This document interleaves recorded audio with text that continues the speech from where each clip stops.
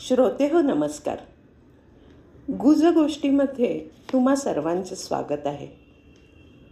नोकरीसाठी बाहेर पडणाऱ्या बहुतेक सगळ्या स्त्रियांना घराबाहेर पडताना आणि नोकरीच्या ठिकाणीही अनेक भल्याबुऱ्या अनुभवांना सामोरं जावं लागतं.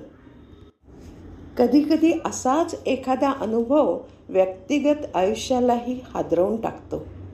कसं ते बघूया आजच्या या कथेत. कथेचं शीर्षक आहे व्यंकट. कथा सुरू करण्यापूर्वी एक निवेदन. माझी शरपंजरी ही कादंबरी आता किंडल वाचकांसाठी उपलब्ध आहे. तसेच त्या कादंबरीची पेपरबॅक कॉपी shopizan.in सोबतच ॲमेझॉनवरही उपलब्ध आहे. धन्यवाद. तर आता सुरू करूयात कथा व्यंकट.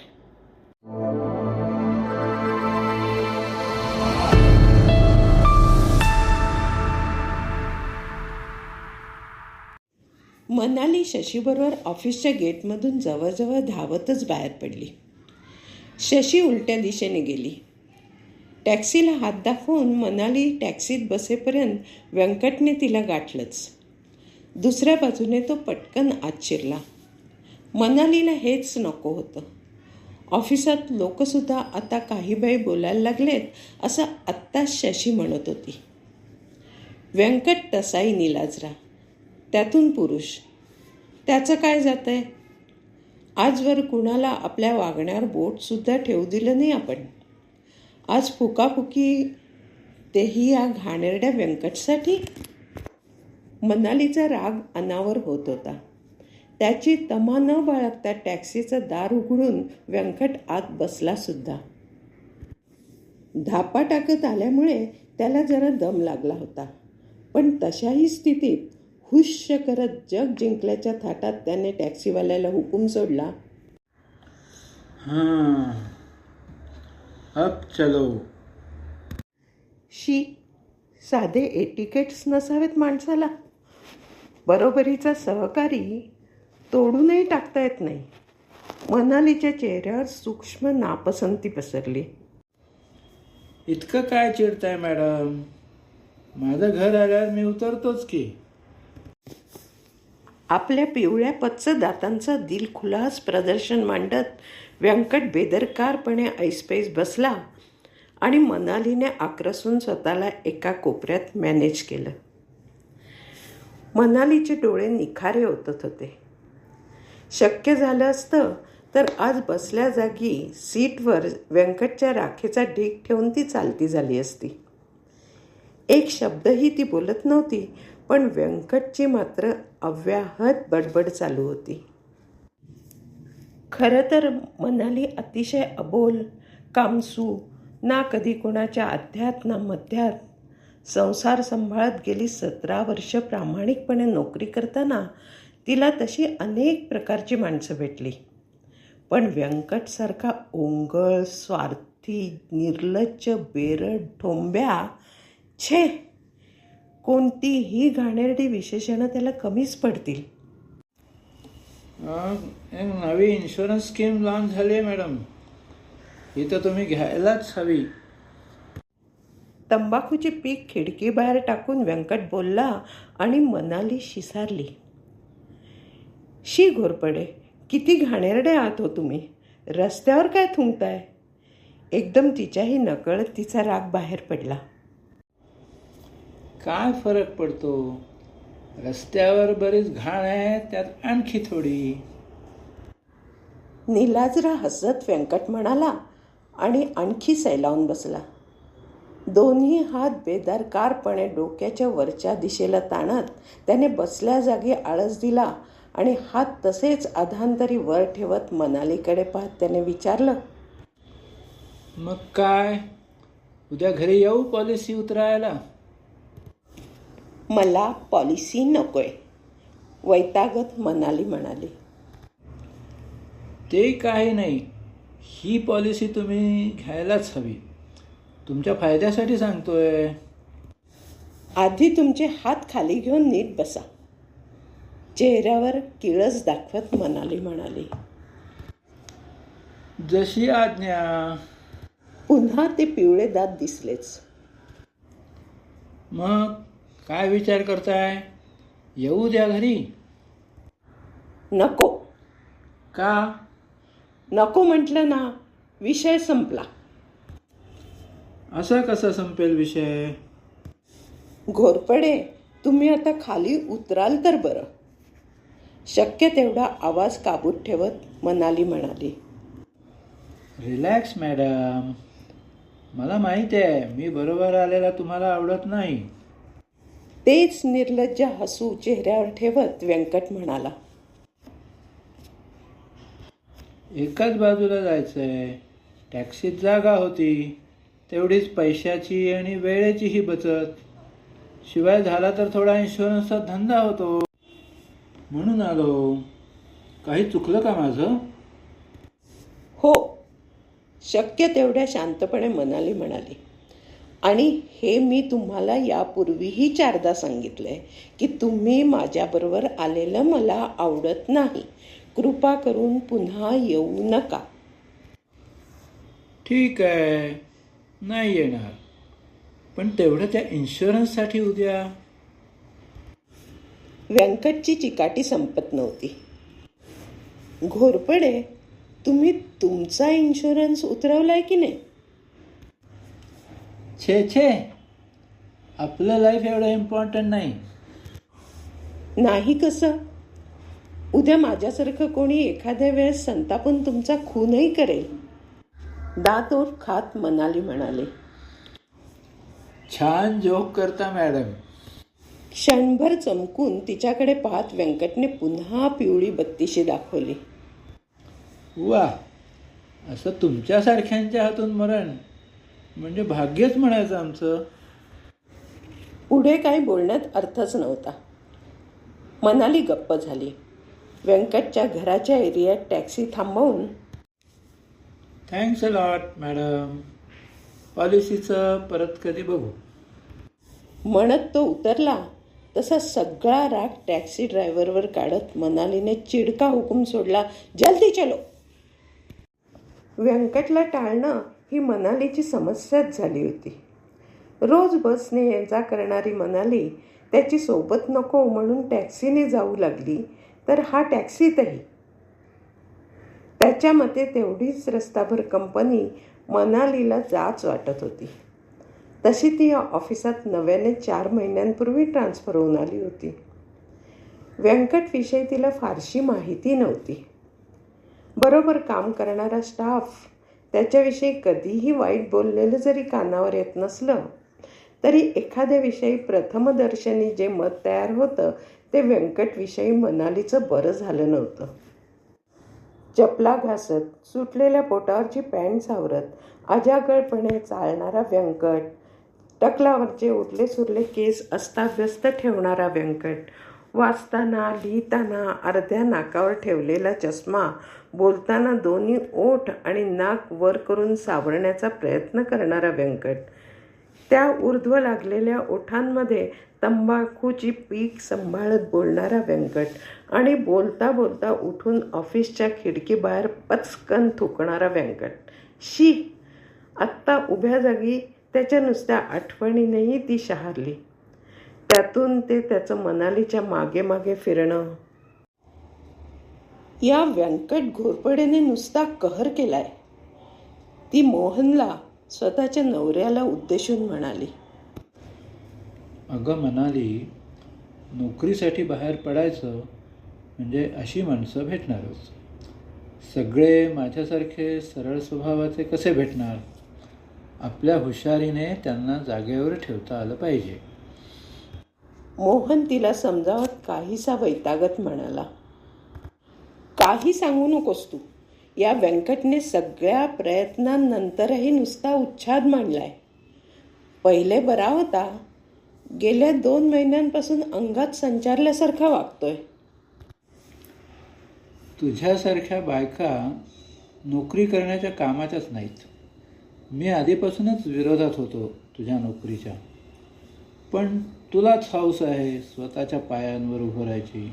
करिअर करायची. करा, करिअर करा. म्हणजे मी बाहेरच पडायचं नाही असं म्हणणं आहे का तुझं? मनाली चिडून म्हणाली. ते शक्य नाही. आज बायका कुठल्या कुठे पोचल्यात. माझंही प्रमोशन ड्यू आहे. इतकी वर्ष जी धडपड केली ती असे वाया जाऊ देणार नाही. व्यंकटसारख्यांना घाबरून मी मागे हटणार नाही. मी खंबीर आहे.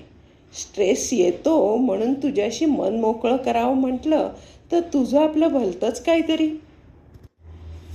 मी करून करून काय करणार त्या व्यंकटला? त्याच्या कानाखाली वाजवू? त्यापेक्षा अतिच करायला लागला तर वुमन हॅरेसमेंट अंडर कंप्लेंट करेन म्हणून धाक दाखव. नोकरी गमवावी लागेल म्हणावं.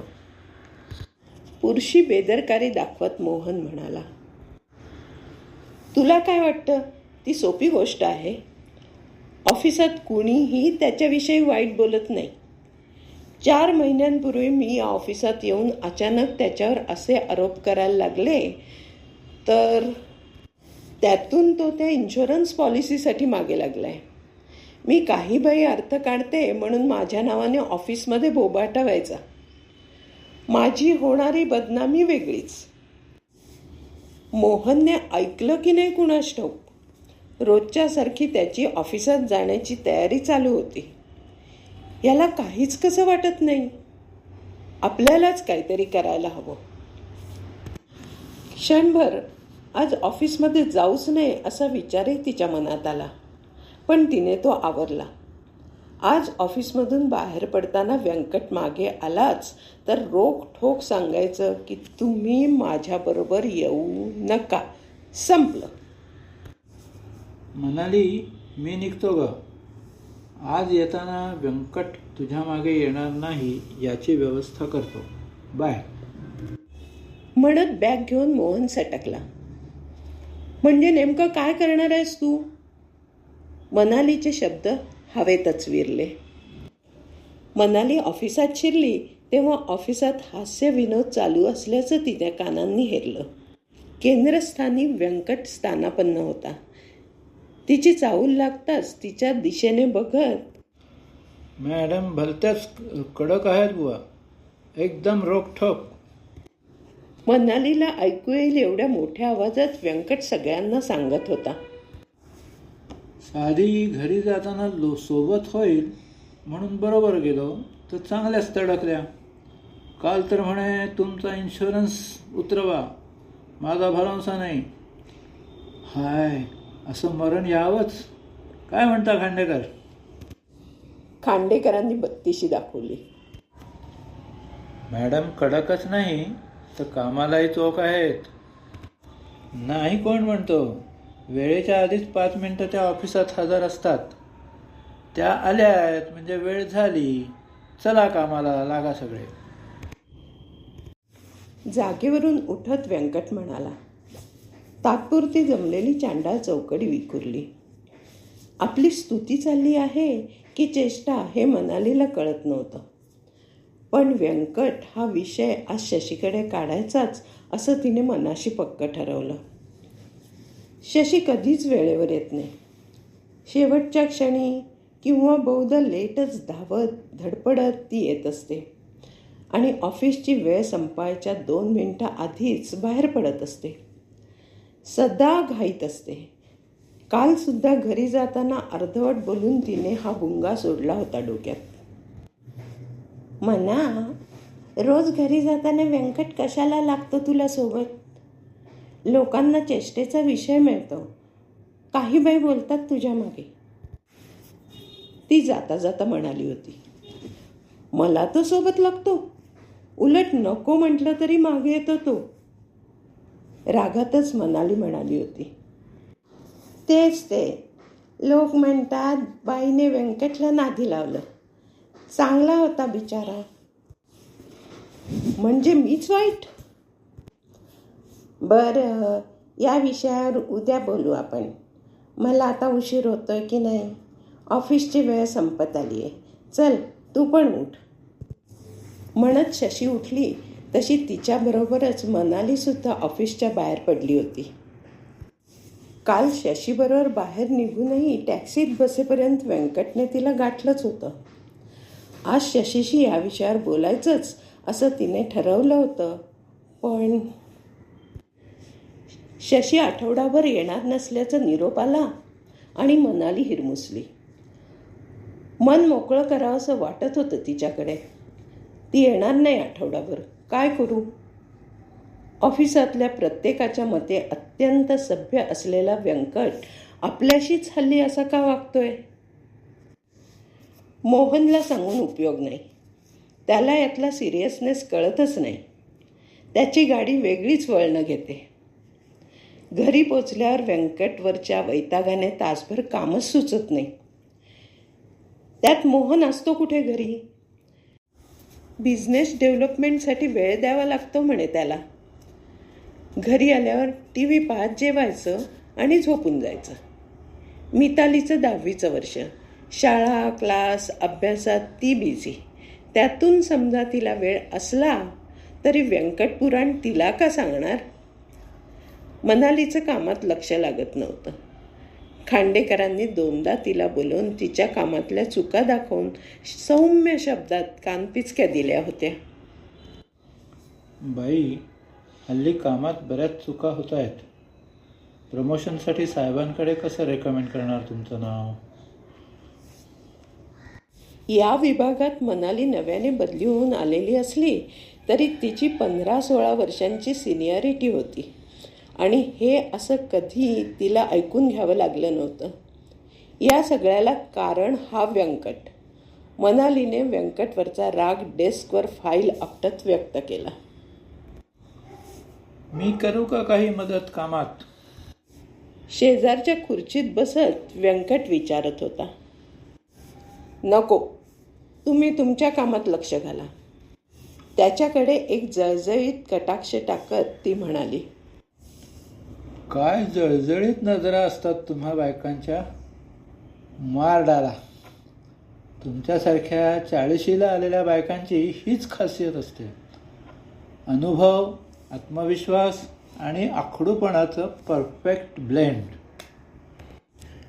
घोरपडे, ऑफिस सुटायची वेळ झाली आहे. मला माझं काम करू द्या आणि तुम्ही तुमचं करा. अरे हो, खरंच तुमच्याबरोबर निघायचंय की मला. बेशरमपणाची हद्द पार करत तो मोठ्याने म्हणाला.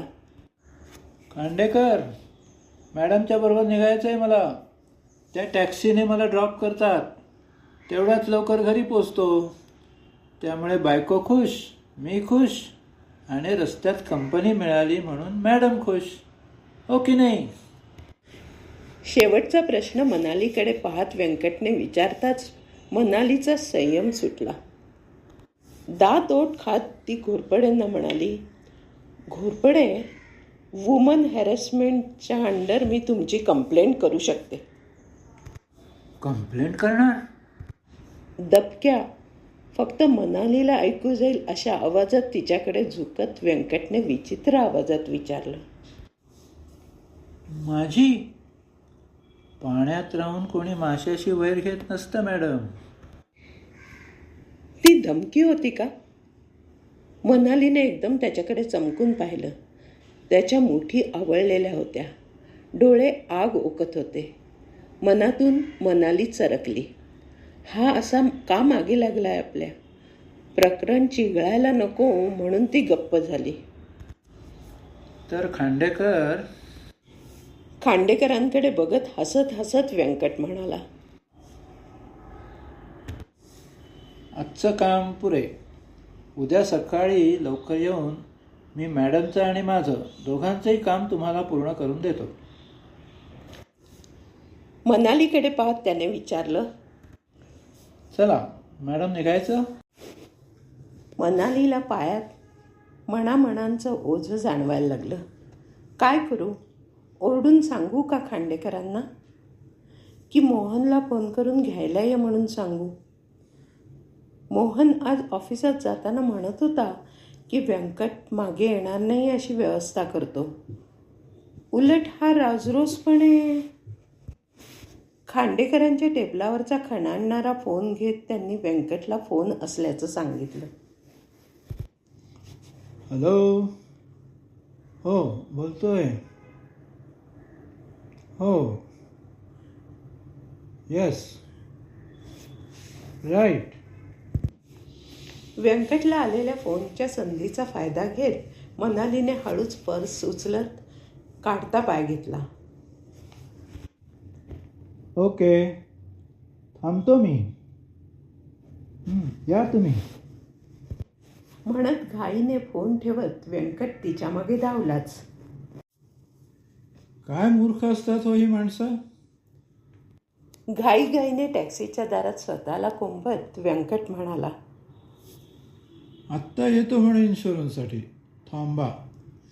आणि आजही शेवटी हा पुन्हा टॅक्सीत शिरलाच म्हणून कावलेल्या मनालीवर कातावत आधीच बटबटीत असलेलं नाक फुतकारत तो म्हणाला, आणि तुम्ही मॅडम येतो बरोबर म्हणून म्हटलं होतं ना.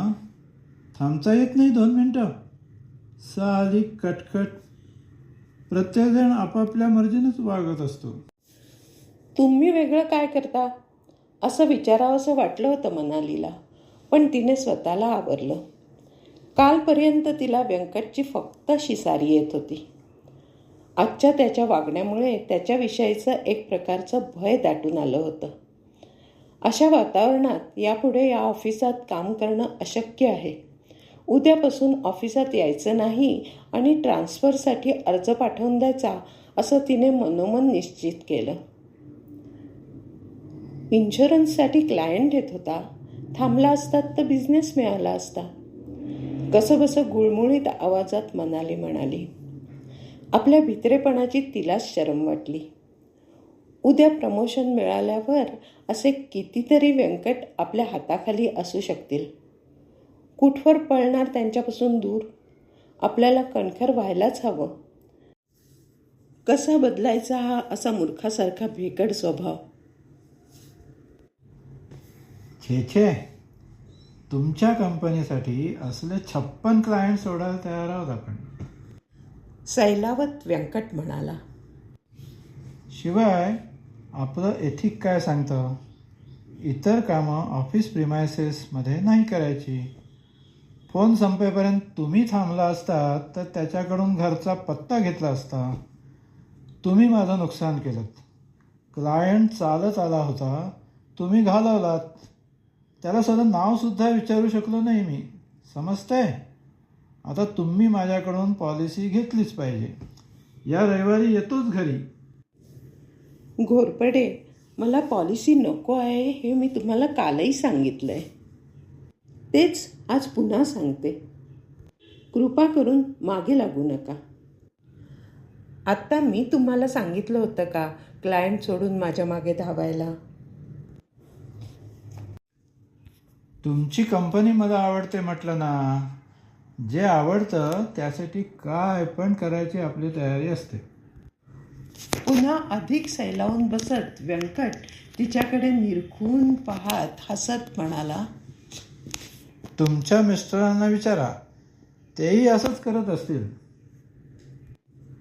त्यांना मध्ये घेऊ नका. त्यांचा इथे काय संबंध.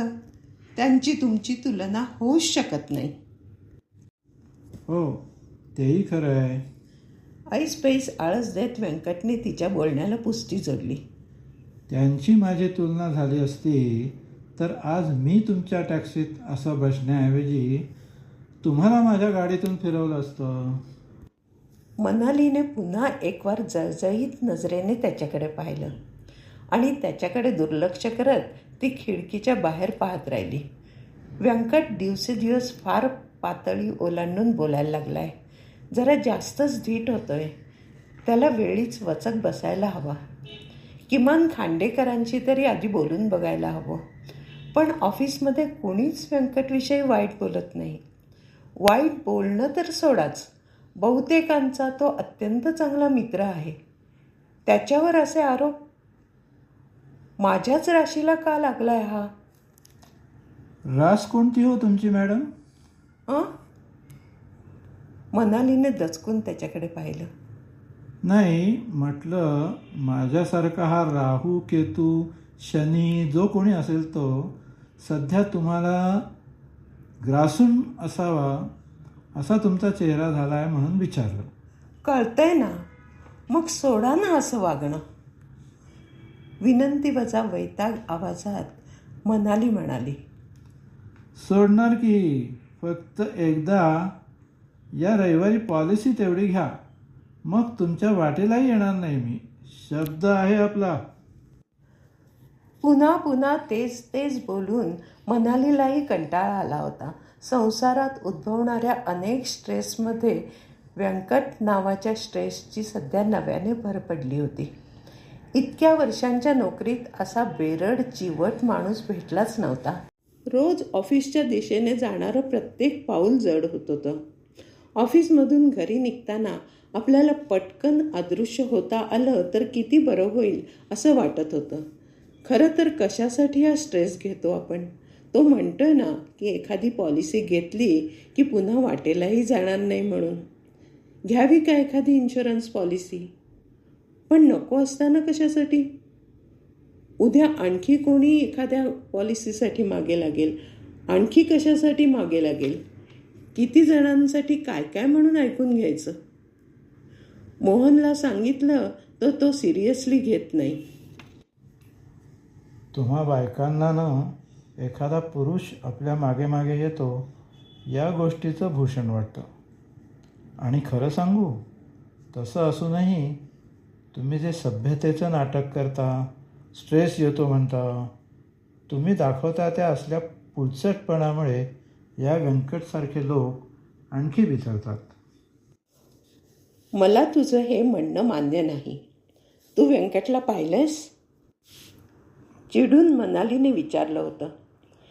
त्याच्यासारख्या माणसाने मागे लागण्याचं धाडस करावं आणि मला त्यात भूषण वाटावं इतकी का मी अशी तशी वाटते तुला?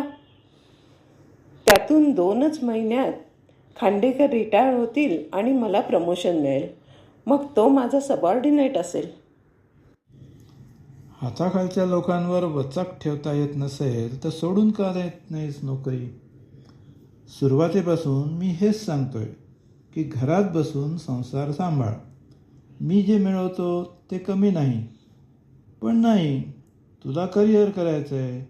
रोज तेच रडगाणं, बोलायला दुसरा विषयच नाही. वैतागत मोहन म्हणाला होता. आज रविवार, हक्काची सुट्टी. ऑफिसात जाण्या येण्याची धडपड नाही. आणि सगळ्यात महत्त्वाचं म्हणजे व्यंकटची बॅद नाही. एक दिवस तरी त्याच्यापासून सुटका. मनाली सैलावली. बेडवरच झोपल्या झोपल्या तिने एक झक्कापैकी आळस दिला आणि दुसऱ्याच क्षणी काहीतरी आठवून टुणकन उठून बसली. व्यंकट रविवारी घरी येईन म्हणाला होता. बाप रे, खरंच आला तर? त्याला नाही म्हणून निक्षून सांगितलंय, पण तो ऐकेलसं वाटत नाही. डोक्याला ताप आहे नुसता. शेजारी झोपलेल्या मोहनकडे तिने पाहिलं. तो निवांत साखर झोपेत होता. या पुरुषांचं बरं असतं. सगळी टेन्शनं बायकांच्या वाट्याला कशी? मला टेन्शन देऊन तो व्यंकटसुद्धा त्याच्या घरी असाच आरामात झोपलेला असेल आत्ता. आज येऊच दे घरी.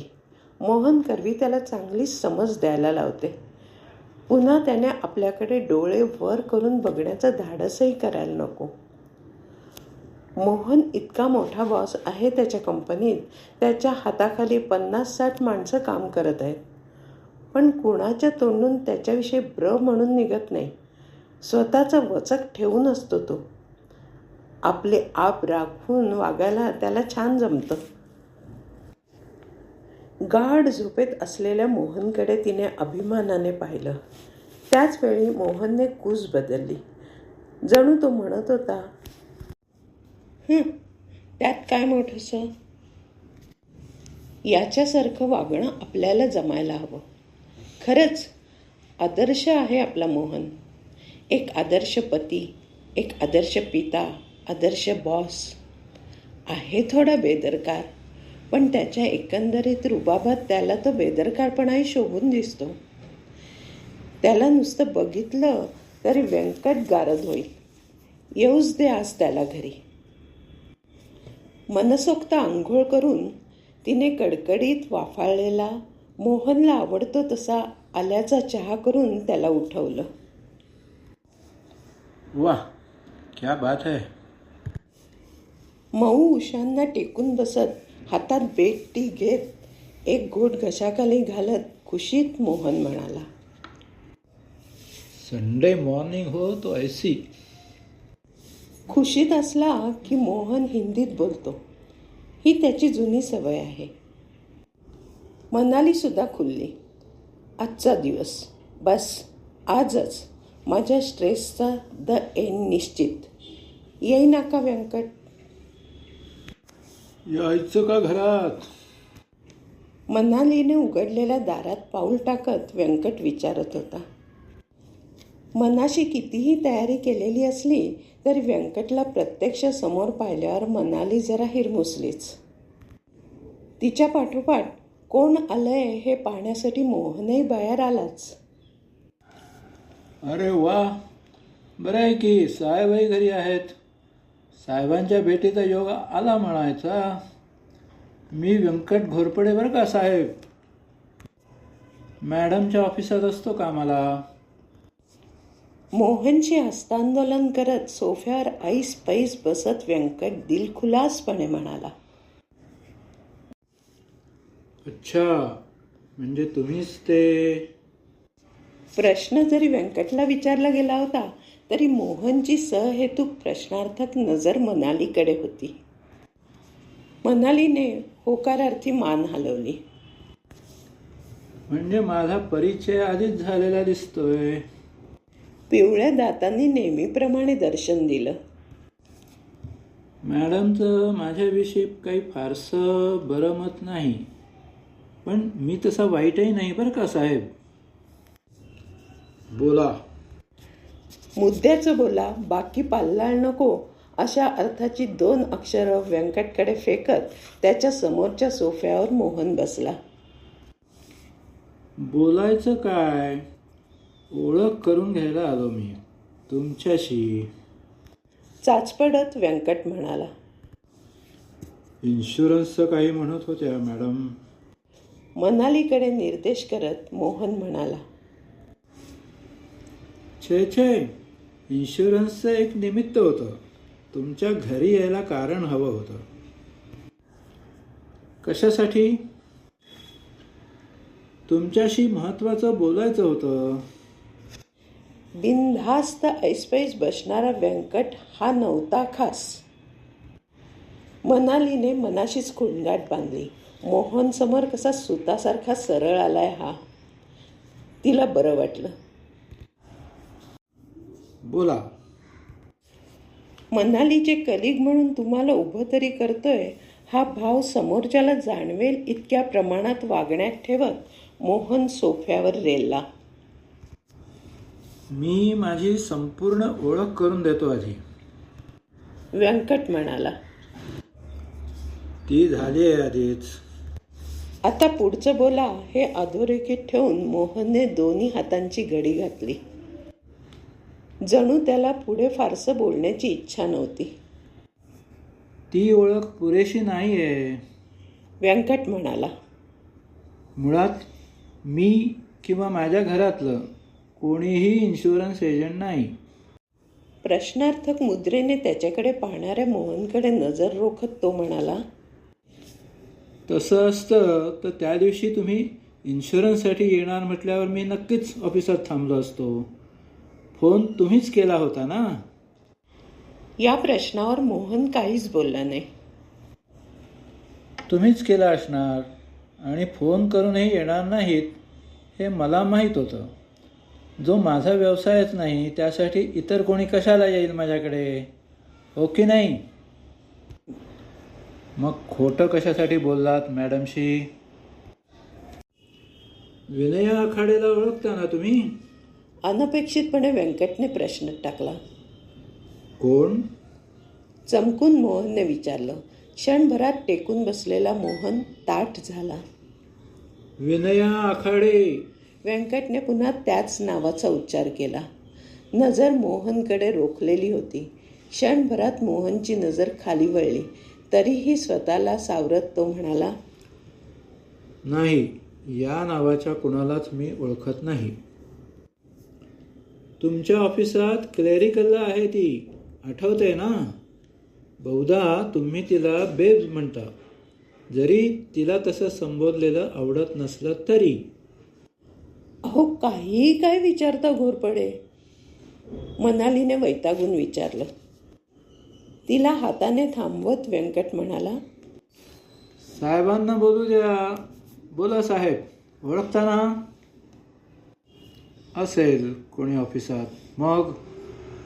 व्यंकट विचित्र हसला. मला वाटलं होतं मीच निगरगट्ट आहे, पण साहेब तर माझ्याही वरचढ आहेत. माझ्या घरात आहात घोरपडे, सांभाळून बोला. सांभाळूनच बोलतोय. त्या विनयाचा मी सख्खा भाऊ. तुम्ही तिचे मोठे बॉस या नात्याने जो गैरफायदा घेण्याचा प्रयत्न करता तो थांबवा, हे सांगायला आलोय. काय गैरफायदा घेतोय मी? गेले 15 दिवस ती ऑफिसात सुद्धा येत नाहीये. मोहन सफाई देत म्हणाला, अच्छा, क्षणापूर्वी ती कोण हे सुद्धा आठवलं नव्हतं तुम्हाला साहेब. आता गेले 15 दिवस ती ऑफिसात नसल्याचं सुद्धा आठवायला लागलं. हो, नव्हती येत ती ऑफिसात. त्याला कारणही तुम्हीच आहात, हे तुम्ही जाणून असालच. मोहनने बेपर्वाईने मान हलवली. मनाली कानांवर विश्वास नसल्यासारखं आळीपाळीने मोहन आणि व्यंकटकडे पाहत होती. विनयाला नोकरीची गरज आहे तिच्या संसारात. ती नोकरी सोडू शकत नाही. रजा किती घेणार? आणि त्यातून निष्पन्न तरी काय होणार? तुमचा रोजचा वाढणारा त्रास, नको त्या मागण्या, तिचा काहीही अपराध नसताना त्यामुळे नवऱ्याशी होणारे वाद, गैरसमज, त्यातून उद्भवलेले ताणतणाव, यामुळे कावून गेली होती ती. तिच्या सुखी संसाराला तुमचं ग्रहण लागलं होतं. तुमच्या बायकोला आम्ही गेलो 2 महिने नको पुरे करून सोडलं होतं, हे खरं आहे. हो, विनयाच्या प्रश्नावर उपाय शोधत असतानाच मॅडम काही महिन्यापूर्वीच बदली होऊन आमच्या ऑफिसात आल्या. तुमचं त्यांच्याशी असलेलं नातं जेव्हा लक्षात आलं, काट्याने काटा काढायचा मनाशी निश्चय केला. मॅडमना त्रास द्यायचा अजिबात म्हणत नाही, पण जर माझ्या विनयाला यापुढे कुठल्याही प्रकारचा त्रास झाला तर मात्र मी सोडणार नाही. येतो मी, म्हणत व्यंकट दरवाजाकडे वळला. पुन्हा वळून मागे येऊन म्हणाला, मुलगी आहे ना तुम्हाला 15-17 वर्षांची? छान आहे असं ऐकलंय. दिग्मूढ होऊन उभ्या असलेल्या मनालीच्या काळजात चर्र झालं. तिच्याकडे पाहत व्यंकट म्हणाला, घाबरू नका मॅडम, मी काही करत नाही तिला. मी फक्त जाणीव करून देतोय की जिच्या जन्मदात्याला दुसऱ्यांच्या मुली उपभोग्य वाटत असतील, त्यांच्यावर जे पेरलं त्याचीच फळ खाण्याची वेळ येऊ शकते. क्षमा करा मॅडम, मला गेले कित्येक दिवस मी तुम्हाला त्रास दिला, पण त्याखेरीज विनयाच्या त्रासाची जाणीव साहेबांना झाली नसती. अजूनही त्यांना तितकीशी ती झाली असेल की नाही माहीत नाही, पण तुम्ही ती त्यांना करून द्यायला समर्थ आहात. निघतो मी. यापुढे तुम्हाला माझ्याकडून त्रास होणार नाही. पाठमोरे व्यंकटकडे मनाली पाहत राहिली. आज का कुणास ठाऊक, पण राजबेंड्या मोहनपेक्षा त्या थुलथुलीत देहाच्या काळ्या कुरूप व्यंकटमध्ये तिला खरा माणूस असल्याचा साक्षात्कार झाला होता. देवता म्हणून ती ज्या डोलाऱ्याचा मनोभावे आदर करत होती, क्षणात त्याची रया जाऊन खाली मान घालून तो तिच्यासमोर याचकाच्या नजरेने पाहत उभा होता.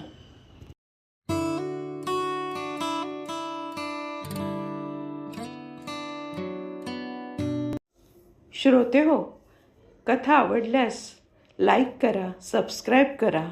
तसेच तुमच्या नोकरी व्यवसायाच्या ठिकाणी तुम्हाला असा काही अनुभव आला असेल तर कॉमेंट्समध्ये नक्की लिहा.